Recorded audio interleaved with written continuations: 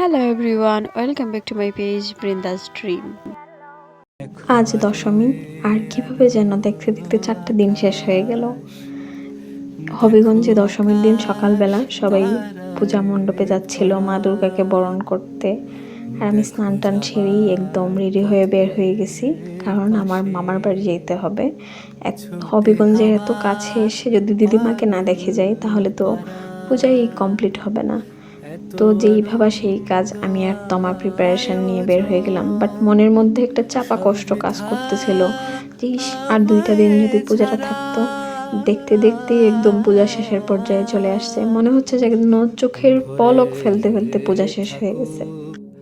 আমার মুঠো দুই চোখে থাকো। দশমীর দিন প্রচণ্ড বৃষ্টি ছিল, একদম 10 মিনিট পর পরই বৃষ্টি হচ্ছে, আর ঝিরিঝিরি বৃষ্টি। তো এই ঝিরিঝিরি বৃষ্টির মধ্যেই আমরা চলে গেছিলাম মামার বাড়িতে, একদম দিগন্ত বাসে চড়ে। আর এই যে আমার মামার বাড়ির সবথেকে প্রিয় মানুষ আমার মাসি। তো মামার বাড়িতে গিয়ে আমরা দুপুরে খাওয়া দাওয়া করছি, প্রত্যেক ঘরে ঘরে প্রত্যেক মামিদের সাথে দেখা করে এত ভালো লাগছে, মনে হচ্ছিল একদম ছোটবেলায় ফিরে গেছি। তো মামার বাড়ি থেকে আসতে আসতে রাত হয়ে গেছে, এরপর আমরা সবাই চলে গেছিলাম হবিগঞ্জ রামকৃষ্ণ মিশনের সামনে। ওইখান থেকে পুজোর ভাসান দেখতে অনেক মজা, আর ওইখান দিয়েই আসলে মূলত গাড়িগুলা যায়। তো রামকৃষ্ণ মিশনের সামনে অনেকক্ষণ দাঁড়ানোর পর আমরা চলে আসছি ঘাইট্টা বাজার না ঘাটুয়া বাজার বলতে একটা জায়গা আছে হবিগঞ্জে। তো ওই পাড়ার ওইখানে মোটামুটি অনেকেই পরিচিত পাওয়া যাচ্ছিল, আর আমার মামারাও ছিলেন, মামি একজন ছিলেন, তারপর আন্টি আঙ্কেল অনেকেই ছিলেন। সবার সাথে দেখা হয়েছে, অনেক মজা করছি আমরা। আর সবাই তো ছেলেরা তো মোটামুটি নাইচা ফাটাই ফেলতেছে। আর যারা হবিগঞ্জের বাসিন্দা তারা তো জানেনই হবিগঞ্জের মানুষ কতটা আনন্দপ্রিয় মানুষ। ওনারা যে কোনো অকেশন পাইলেই একদম নেচে গিয়ে ফাটাইয়া ফেলে। আর স্পেশালি আমার মামার বাড়ির মানুষরা তো আমি কি বলবো, সবাই প্রচণ্ড আমোদে মানুষ।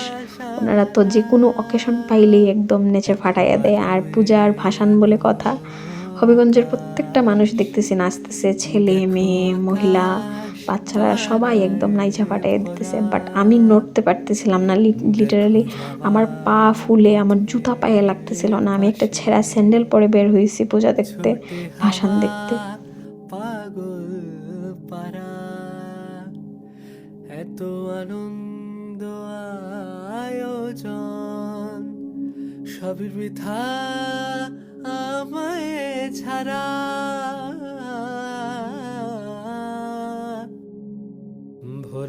মায়ের বিদায় দেখে দেখে মনে হচ্ছিল ইস, সামনের বছর না জানি আমরা কে কোথায় থাকবো। বাট এইগুলা মেমোরিজ হয়ে থাকুক। এই যে প্রতিটা ভিডিও ক্লিপ, আমি জানি না কজন দেখবেন, বাট আমার কাছে এইগুলো প্রচণ্ড মেমোরেবল। এগুলো আজীবন আমার, যতদিন আমার পেজে থাকবে, যতদিন আমার কাছে এই ভিডিওগুলো থাকবে, এগুলো মেমোরি হয়ে থাকবে। মনে হবে এত মজা করছিলাম, এই জায়গায় গেছিলাম, ওই জায়গায় গেছিলাম। প্রত্যেকটা মোমেন্ট আমার জন্য অনেক প্রিসিয়াস। তো আমি আসলে পা ব্যথার জন্য একদমই দাঁড়াতে পারতেছিলাম না, তাই অল্পতেই মানে রাত 10টার দিকে আমি বাসায় চলে আসছি। আর এই যে দেখেন আমার পায়ের অবস্থা, ঠোসা পড়ে ফুলে অবস্থা খুবই খারাপ। তো এই যে পূজার একটা একটা করে ব্লগ ছাড়লাম, ষষ্ঠী সপ্তমী অষ্টমী নবমী আর আজ দশমী। আপনারা অবশ্যই কমেন্ট করে জানাবেন আপনাদের কেমন লাগছে আমার এই ভিডিওগুলা। আপনাদের একটা কমেন্টেই আমি প্রচণ্ড খুশি হব। আর জানান যদি আপনারা, আপনাদের সবার জন্য একটা করে চকলেট গিফট রইল। Thank you for watching, bye. ভরে থাকুক আমার মুঠো।